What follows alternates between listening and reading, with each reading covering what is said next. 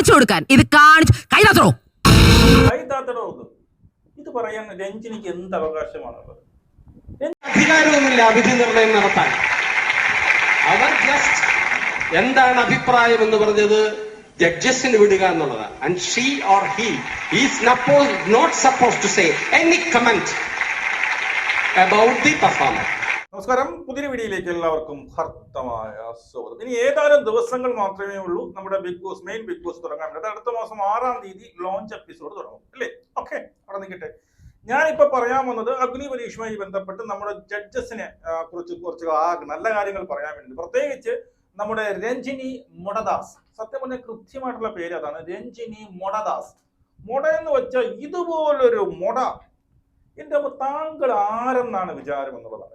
രഞ്ജിനി അടുത്ത് എനിക്ക് ചോദിക്കും, രഞ്ജിനി താങ്കൾ ആരാണ്?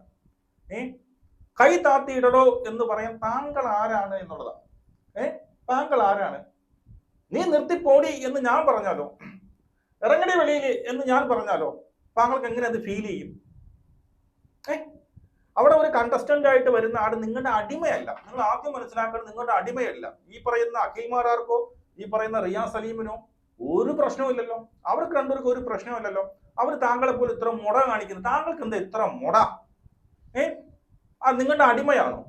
നിങ്ങൾ ഈ പറയുന്ന നിങ്ങളുടെ അടിമ ജോലി ചെയ്യാൻ വേണ്ടിയിട്ട് കുറച്ച് ആൾക്കാർ വരുന്നു, അവരുടെ പെർഫോമൻസ് നോക്കി നിങ്ങളുടെ അടിമയായിട്ട് എടുക്കാൻ വേണ്ടിയിട്ട് വന്നവരാണോ ഈ പറയുന്ന പിന്നെ ഷിജിലാൽ ആയിക്കോട്ടെ, ഈ ഷാമൂനായിക്കോട്ടെ, അവരൊക്കെ അവരുടെ അടുത്ത് കൈ താത്തി എടോ പൊടോ എന്നൊക്കെ വിളിക്കാൻ നിങ്ങൾക്ക് ആരായോ പിന്നീട് അനുവാദം തന്നത്? നിങ്ങൾ ആരെന്നാ നിങ്ങളുടെ വിചാരം? പണ്ട് ഓർമ്മയുണ്ട് ജഗദീഷ് ശ്രീകുമാർ. അത് ഞാൻ ഇവിടെ വെക്കാം. ജഗദീഷ് ശ്രീകുമാർ കറക്റ്റ് വിളിച്ച് ഈ പറയുന്ന സ്റ്റേജിൽ ഇത്രയും ഓഡിയൻസിന്റെ ഫ്രണ്ടിൽ വെച്ച് പറഞ്ഞു തന്റെ ജോലി ചെയ്യണം എന്നുള്ളതാണ്. എന്താണ് നിങ്ങൾക്ക് പറഞ്ഞിട്ട് ആ ജോലി മാത്രം ചെയ്യുക, അതെന്റെ അപ്പുറത്തേക്ക് പോകരുത് എന്നുള്ളത്. താങ്കളുടെ ജോലി ജഡ്ജ് ചെയ്യുക എന്നുള്ളതാണ്. അല്ലാതെ അവരെ അനാവശ്യം പറയുക എന്നുള്ളതല്ല, അവരെ ആക്ഷേപിക്കുക എന്നുള്ളതല്ല, അവരുടെ സ്വാഭിമാനത്തെ വ്രണപ്പെടുത്തുക എന്നുള്ളതല്ല. അതൊക്കെയാണ് താങ്കൾ ഇവിടെ ചെയ്യുന്നത് എന്നുള്ളതാണ്. ഓക്കെ, ഇനി 2 ദിവസമായി ഈ ഒരു വീഡിയോ ഈ ഒരു സംഭവവുമായി ബന്ധപ്പെട്ട് പറയുകയാണെങ്കിൽ ബാക്കിൽ എന്തോ കളർ ഒട്ടിക്കും. അതായത് ഇതൊരു ഇൻഡിവിജ്വൽ ഗെയിമാണ് എന്നുള്ളതാണ്. ഓക്കെ, ബാക്കിലുള്ള കളർ അങ്ങോട്ട് വേണമെങ്കിൽ സത്യം പറയാം, വേണമെങ്കിൽ കള്ളം പറയാം. അവരവിടെ ഒരു വലിയ ഇന്റലിജന്റ് ആയിട്ട്, ഞാൻ പറയും വളരെ ഇന്റലിജന്റ് ആയിട്ട് ഷാമോനും ഈ പറയുന്ന ഷിജിലാലും കൂടി ഒരു ബുദ്ധിപരമായിട്ടുള്ള ഒരു തീരുമാനമെടുത്ത് ഒരു കാര്യം നമുക്ക് അവസാനം വരെ എത്തണം. ഓക്കെ, നമുക്ക് അവസാനം വരെ എത്തുന്നത് നമുക്ക് ഇങ്ങനെ ചെയ്യാം. ആ ബുദ്ധി വേറെ ആരും എന്ത് ചെയ്യില്ല, അവിടെ പ്രയോഗിച്ചില്ല. അവർക്ക് അങ്ങനെ ഒരു ബുദ്ധി തോന്നിയില്ല. അതിനെ നിങ്ങൾ ആദ്യം അപ്രിഷിയേറ്റ് ചെയ്യണമായിരുന്നു എന്നുള്ളതാണ് ഫസ്റ്റ് എന്റെ പോയിന്റ്. രണ്ടാമത്തെ എന്റെ പോയിന്റ് അഖിൽമാരാറോട്.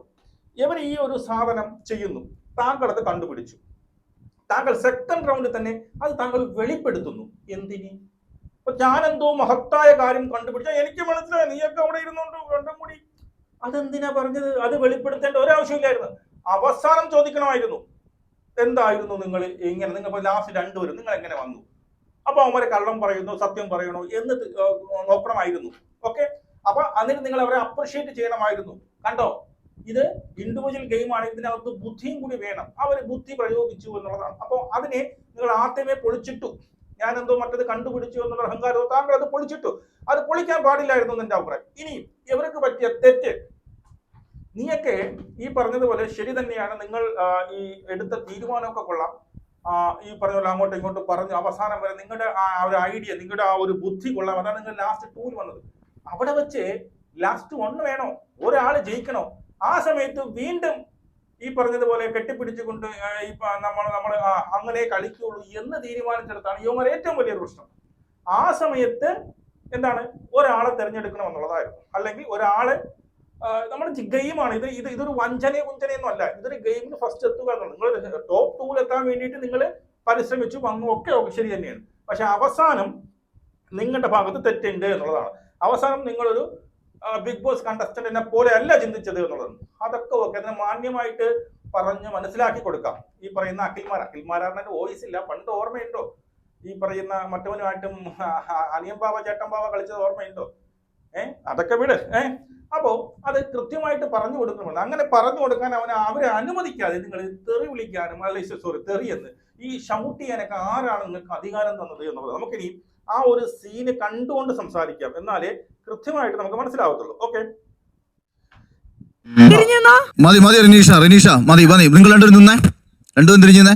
ഇത് ബിഗ് ബോസ് ആണോ? ജഡ്ജസിനെ തോപ്പിക്കാൻ വേണ്ടിട്ട് ഇത് ബിഗ് ബോസ് ആണോ എന്ന് നിങ്ങൾ വീണ്ടും ആവർത്തിക്കുന്നു. അപ്പോൾ ഷിജിലാൽ അവിടെ ജഡ്ജസിനെ തോപ്പിക്കാൻ പറ്റും. നിനക്ക് തലയ്ക്കല്ലോളമുണ്ട്. ജഡ്ജസിനെ തോപ്പിക്കാൻ വേണ്ടിയിട്ടാണോ നിങ്ങളവിടെ വന്നത്? അല്ല, ആണോ?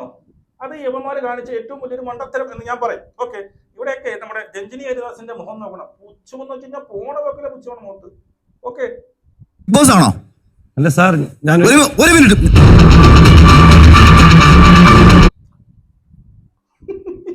എന്തോന്നടി ഇതൊക്കെ? ഇതാര്? എന്താ താങ്കളെ കാണിക്കുന്നത്? താൻ ആരില്ലേ? ഇത് ബിഗ് ബോസ് ആണോ? അഗ്നിപരീക്ഷ. നിങ്ങൾ എന്തിനാ ഇവിടെ വന്ന? കളിക്കാൻ. ഒരു ഇന്റർവ്യൂ നടത്തു. ഇതാണോ കളിയെന്ന്? ഇതാണോ കളി? ഒന്നും പറയില്ല. പോലെ നിങ്ങളെ ഇവിടെ ഞങ്ങൾ ഇവാലുവേറ്റ് ചെയ്തോണ്ടിരിക്കുകയാണ് ആരകത്ത് കയറണമെന്ന്. ഞങ്ങളെ തോപ്പിക്കാൻ കളിക്കുന്ന നിങ്ങൾ? ഞങ്ങളെ തോപ്പിക്കാൻ കളിക്കുന്നോ? എന്താണത് ഷിജു? ഇത് ബിഗ് ബോസ് ആണെങ്കിൽ പുറത്ത് കണ്ടോണ്ടിരിക്കുന്ന പ്രേക്ഷകന്റെ പോയിന്റ് ഓഫ് വ്യൂ ചിന്തിക്ക്. ഒരു ഗെയിം വരുമ്പോ ഗെയിമിന്റെ രീതി സമീപിക്കണം. ഞങ്ങൾ റിപ്പീറ്റ് ചെയ്ത് എന്തിനാണെന്നറിയോ? നിങ്ങൾ ഗെയിം കളിക്കുന്നുണ്ടോന്ന് അറിയാൻ വേണ്ടിട്ടാ. ഇത് കാണിച്ചു കൊടുക്കാൻ. ഇത് കൈതാത്തോ ഇത് പറയാൻ രഞ്ജിനിക്ക് എന്ത് അവകാശമാണുള്ളത്? രഞ്ജിനിക്ക് എന്ത് അവകാശമുള്ളത്? ഈ പറയുന്ന കണ്ടസ്റ്റൻസിനെ എടോ കൂടോ എന്ന് വിളിക്കാനുള്ള അവകാശം രഞ്ജിനിക്ക് ആരാ തന്നത്? രഞ്ജിനി അവിടെ വേറെ ജഡ്ജ് മാത്രമാണ് അല്ലേ? അവരെ ഭരിക്കുകയല്ല വേണ്ടത്. ജഡ്ജ് ഈ പറയുന്ന വാല്യൂഡ് ആയിട്ടുള്ള പോയിന്റുകൾ പറഞ്ഞു കൊടുക്കുക എന്നുള്ളതാണ്. അവിടെ വന്ന് മുട കാണിക്കാനല്ല. നീ ആരടി എന്ന് ചോദിച്ചാ ഇപ്പൊ ശ്യാമ ചോദിക്കണ്, നീ ആരടി ബോഡി എന്ന് പറഞ്ഞാൽ എന്ത് ചെയ്യും? അപ്പൊ സെൽഫ് റെസ്പെക്ട് എന്ന് പറയുന്ന സാധനം താങ്കൾക്കുമുണ്ട് അവനുമുണ്ട് എന്നുള്ളതാണ്. അവൻ പിന്നെ അവിടെ കേട്ടുകൊണ്ടുവന്നു. കാരണം എങ്ങനെയെങ്കിലും കേറണമല്ലോ. താങ്കൾ അവിടെ ഇങ്ങനെ ആടിയിരുന്നു. താൻ ആരെന്ന വിചാരം? കഷ്ടരഞ്ജിനി ഒന്ന് മുട. സത്യം താങ്കൾ അടുത്ത എപ്പിസോഡ് പറയുന്നത് പുച്ഛം, അഹംഭാവം, പിന്നീട് മറ്റത് മറിച്ച് അതൊക്കെ നിങ്ങളുടെ മുഖത്ത് എഴുതി വെച്ചിട്ടുണ്ട് എന്നുള്ളതാണ്.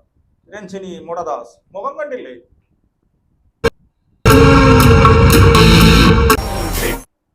ഇതാണ് ആ സംഭവം. ഓക്കെ, അപ്പോ ഇവിടെ ഇവൻ എന്ത് ചെയ്യുന്നു? ഇവര് സംസാരിച്ചുകൊണ്ടിരിക്കുമ്പോൾ ഇവൻ എന്തോ പറയണമെന്ന് കൈ വെക്കുന്നു. പിന്നെ അങ്ങനെ കാല് വെക്കാൻ പറ്റുമോ രഞ്ജിനി? അവൻ എന്തെങ്കിലും അവന്റെ ഒരു വിശദീകരണം കേൾക്കണ്ടേ? എന്തുകൊണ്ട് അവൻ അങ്ങനെ കളിച്ചു? ആ ഒരു വിശദീകരണം കേൾക്കാനും കൂടി നിങ്ങൾ സമ്മതിച്ചില്ല.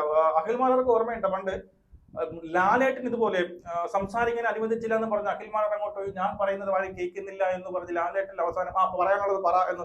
അപ്പൊ അപ്പോഴ് അഖിൽമാർക്ക് ഒരു എന്താണ് ഭയങ്കര ദേഷ്യം ഉണ്ടായി, ആ ഒരു സങ്കടം ഉണ്ടായി. കാരണം നമ്മൾ എന്തുകൊണ്ട് ചെയ്തു എന്നുള്ളത് വിശദീകരിക്കാനുള്ള ഒരു അവസരം നിങ്ങൾ കൊടുക്കണമെന്ന് നിങ്ങൾ കൊടുത്തില്ല. ഓക്കെ, അത് ഒരു പ്രശ്നമാണ് എന്നുള്ളതാണ്. ഒരാളെ വിളിച്ചു നിർത്തി ജഡ്ജാണെന്ന് പറഞ്ഞുകൊണ്ട് തരുന്ന ജോലി ചെയ്യുക എന്നുള്ളത്, ജഡ്ജാണെന്ന് എന്ത് അനാവശ്യവും വിളിച്ചു പറയാം എന്നല്ല. രഞ്ജിനിക്ക് പണ്ടത്തെ കേസ് ഓർമ്മയുണ്ടോ? ഓർമ്മക്കുറവുണ്ടെങ്കിൽ ഞാനിവിടെ വെച്ച് തരാം. ഇതുപോലെ സ്റ്റേജിൽ കയറി നിന്ന് രഞ്ജിനിയുടെ ഇതേ അഹങ്കാരത്തിനാണ് ജഗദീഷ് ശ്രീകുമാർ ആളുടെ അണ്ണാക്കിൽ തന്നത്. അത് ഞാനിവിടെ വെച്ച് തരാം.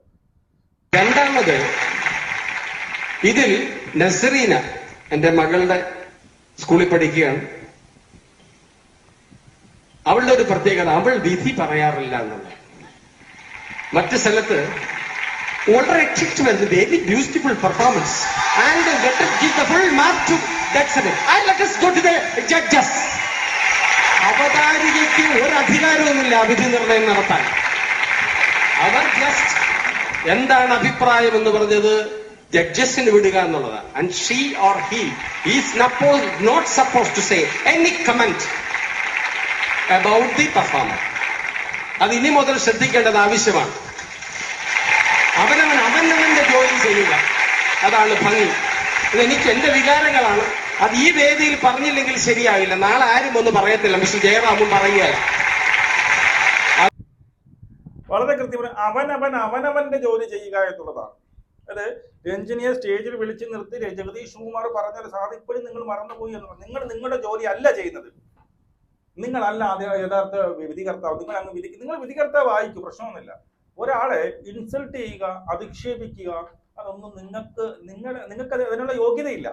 നിങ്ങൾക്ക് അതിനുള്ള അവകാശമില്ല എന്നുള്ളതാണ്. നിങ്ങളുടെ അടിമകളല്ല അവരെന്ന്. അവിടെ എന്താണ് താങ്കൾക്ക് പറ്റിയെന്ന് വെച്ച് പറയുമ്പോൾ താങ്കളൊരു ആരായിരുന്നു? താങ്കളുടെ ആങ്കർ ആയിരുന്നു. താങ്കൾ അവിടെ ചെന്ന് എന്ത് ചെയ്തു? ഈ ജഡ്ജസ് പറയും പോലെ അവർക്ക് മറ്റേ എനിക്ക് ആ ഓർമ്മയുണ്ട്, മറ്റൊരു പാട്ടുകാരൻ അവരെ അയ്യോ നിങ്ങൾ ഇങ്ങനെ പാടണം അങ്ങനെ പാടണം, നിങ്ങൾ പാടിയത് ശരിയായിട്ടില്ല, നിങ്ങൾക്ക് ഇമോഷൻ വന്നില്ല. അപ്പം അവിടെ അത് ആങ്കർ അല്ല ചെയ്യാനുള്ളത്, അത് ജഡ്ജസ് ആണ് ചെയ്യാനുള്ളത്. ആങ്കറിന് ഇപ്പൊ റനീഷ വന്ന് പറയാണ്, ഇപ്പൊ നിങ്ങൾ അവിടെ ജഡ്ജസ് ആണ്, റനീഷ വന്ന് പറയാണ് ഇവനെ ഔട്ടാക്കണം, ഇവൻ ചെയ്തത് ഒട്ടും ശരിയല്ല, ഇവനെ ഔട്ടാക്കണം, ഇന്നടത്തൊക്കെ പ്രശ്നം ഉണ്ടായി എന്ന് പറയുമ്പോൾ നിങ്ങൾക്ക് ഇങ്ങനെ തോന്നും രഞ്ജിനി വിട്ടുകൊടുക്കൂ? രഞ്ജിനി ഒരിക്കലും വിട്ടുകൊടുക്കത്തില്ല. അപ്പോ അവനവന്റെ ജോലി അവനവൻ ചെയ്യണം എന്നുള്ളതാണ്.